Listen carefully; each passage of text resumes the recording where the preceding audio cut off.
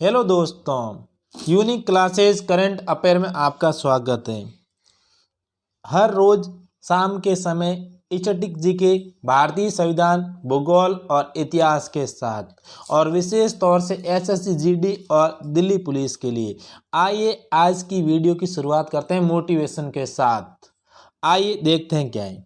ना मैं गिरा और ना मेरी उम्मीदों के मीनार गिरे हैं, पर लोग मुझे गिराने में कई बार गिरे हैं। कि क्या कहते हैं कि ना मैं गिरा और ना ही मेरी उम्मीदों के मीनार गिरे हैं। जो मैंने उम्मीद बनाई है वो कभी नहीं गिरी है, पर लोग मुझे गिराने में कई बार खुद गिर गए हैं। जो लोग मुझे गिराने की इच्छा रखते थे ना, वे लोग कई बार है जो खुद ब खुद गिर गए।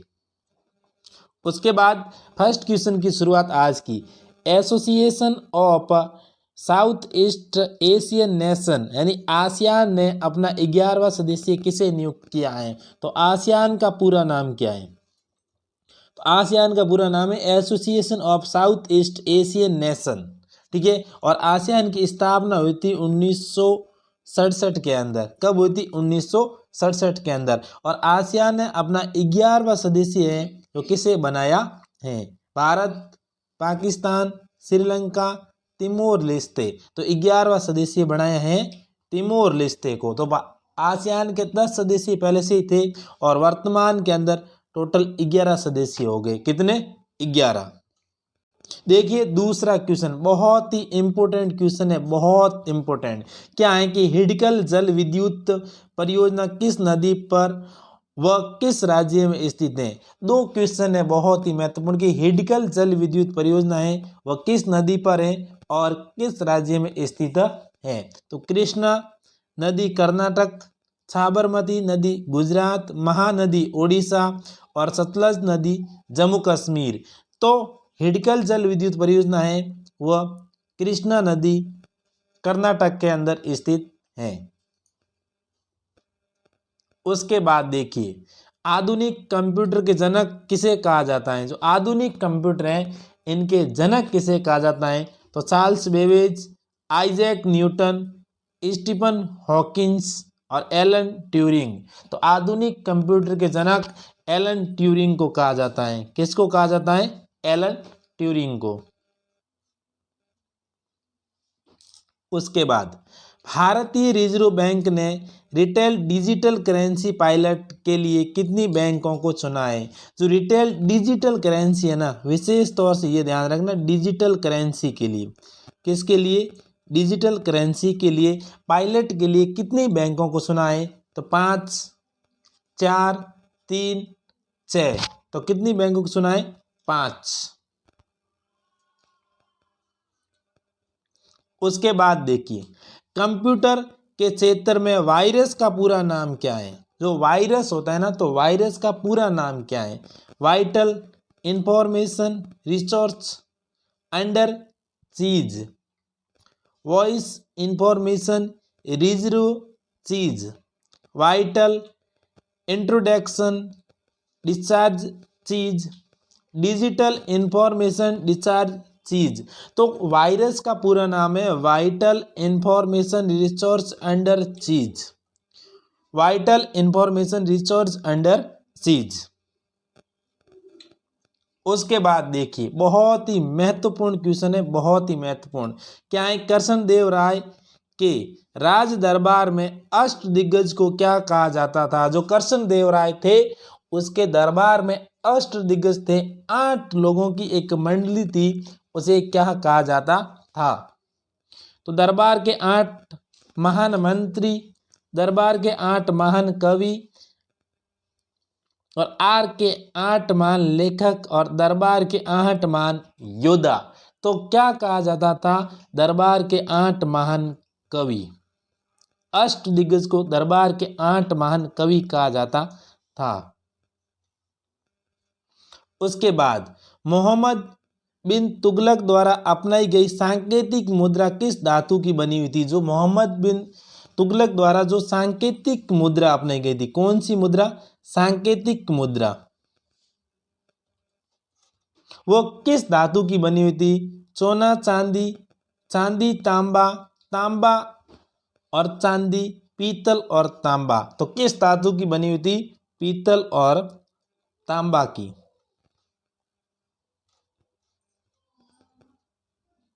उसके बाद स्टीपल क्या है? स्टीपल शब्द किस खेल से संबंधित है? किसी ना किसी एग्जाम के अंदर एक या दो क्वेश्चन हर बार किसी न किसी एग्जाम में खेल से संबंधित पूछा जाता है।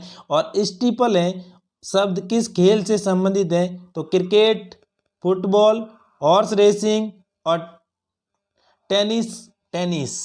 तो किस खेल से संबंधित है स्टीपल? तो हॉर्स रेसिंग होता है ना, हॉर्स रेसिंग खेल से संबंधित है। उसके बाद नई राष्ट्रीय शिक्षा नीति लागू करने वाला भारत का प्रथम राज्य कौन सा राज्य?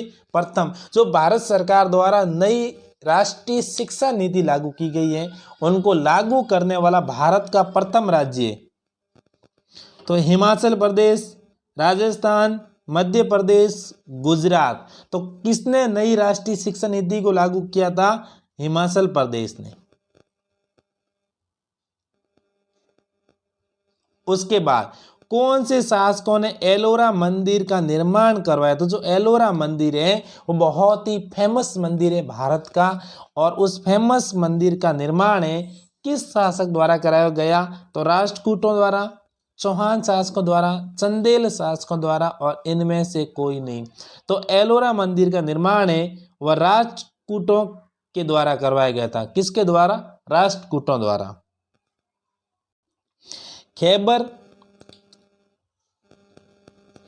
खैबर दर्रे से कौन से दो देश जुड़े हुए हैं? कौन सा दर्रा है? खैबर दर्रा।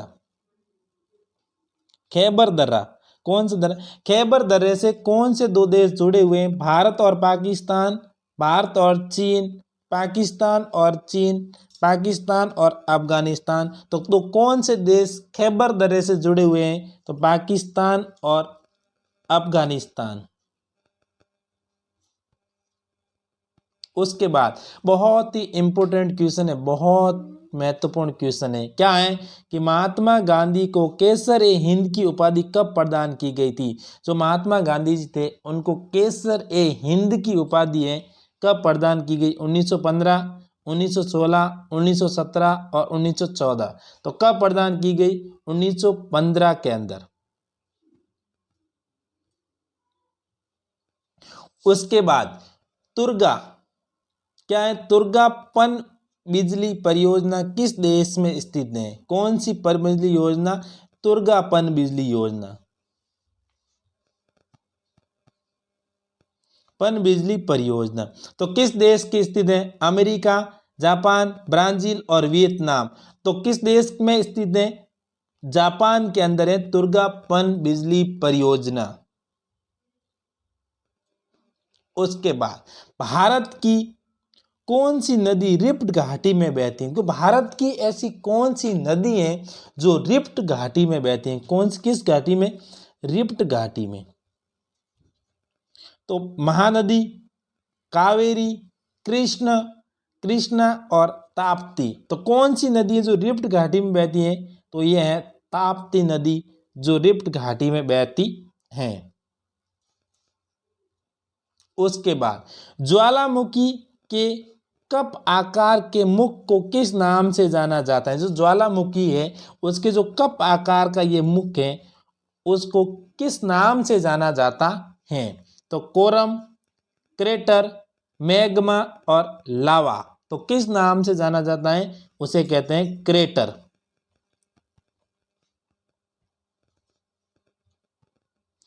किसी औद्योगिक क्षेत्र में अम्लीय वर्षा किस गैस के कारण होती है? कोई भी बहुत बड़े बड़े औद्योगिक क्षेत्र हैं वहां पर अम्लीय वर्षा होती है। तो ऐसी क्या कारण है जिससे वो अम्लीय वर्षा होती है? तो सल्फर डाइऑक्साइड,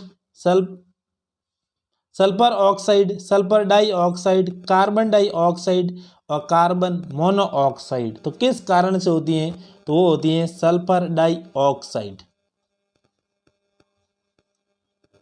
उसके बाद कौन सा उपन्यास भारत के स्वतंत्रता सेनानियों के लिए प्रेरणा का स्रोत बना हुआ था? बहुत ही महत्वपूर्ण क्वेश्चन है कि कौन सा ऐसा उपन्यास था जो भारतीय सेनानियों के लिए प्रेरणा का स्रोत बना हुआ था?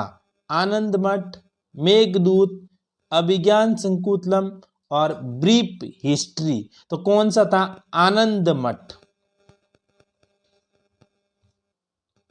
उसके बाद सोवियत संघ में भारत के प्रथम राजदूत के रूप में किसे नियुक्त किया गया था? जो सोवियत संघ था बहुत बड़ा संघ था और उस समय भारत के प्रथम राजदूत के रूप में किसे नियुक्त किया गया था? तो श्रीमती सरोजनी नायडू, श्रीमती सुचेता कृपलानी, श्रीमती इंदिरा गांधी और श्रीमती विजय लक्ष्मी पंडित। तो किसे नियुक्त किया गया था? विजय लक्ष्मी पंडित को। कायू जनजाति किस राज्य में पाई जाती है? जो कौन सी जनजाति? कायू जनजाति है जो भारत के किस राज्य में पाई जाती है? किसी ना किसी एग्जाम में से एसएससी जीडी का हो, दिल्ली पुलिस का हो, हर शिफ्ट में एक जनजाति पूछी जाती है कि वो जनजाति किस राज्य में स्थित है और कहाँ पर है। तो ये है कि कायू जनजाति है वो किस राज्य में पाई जाती है? आंध्र प्रदेश, मध्य प्रदेश, कर्नाटक और छत्तीसगढ़। तो किस राज्य में? आंध्र प्रदेश के अंदर।